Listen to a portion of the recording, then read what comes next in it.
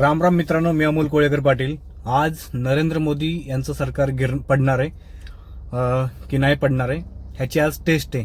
कशावरनं taste आहे आणि ही परिस्थिती काय निर्माण झाली आणि 2000 म्हणजे अटल बिहारी वाजपेयी जेव्हा पंतप्रधान होते त्यावेळेला जी चूक झाली ती चूक आज भाजप पुन्हा एकदा करते का किंवा ती चूक पुन्हा एकदा भाजपकडून होते का हे बघणं इम्पॉर्टंट आहे. विषय काय तुम्ही समजून घ्या.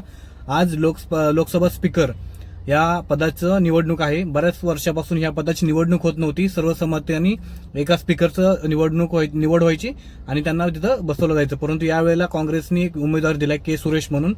भाजपकडून आपले पहिलेच आहेत ओम बिर्ला म्हणून. ह्या दोघांमध्ये निवडणुका होणार आहेत आणि हीच निवडणुका अटल बिहारी वाजपेयी यांचं सरकार पाडण्यासाठी कारणीभूत ठरलेली. त्यावेळेला टीडीपी, जे आज मोदींचं समर्थन करणारे टीडीपी त्यांचाच लोकसभा स्पीकर होता.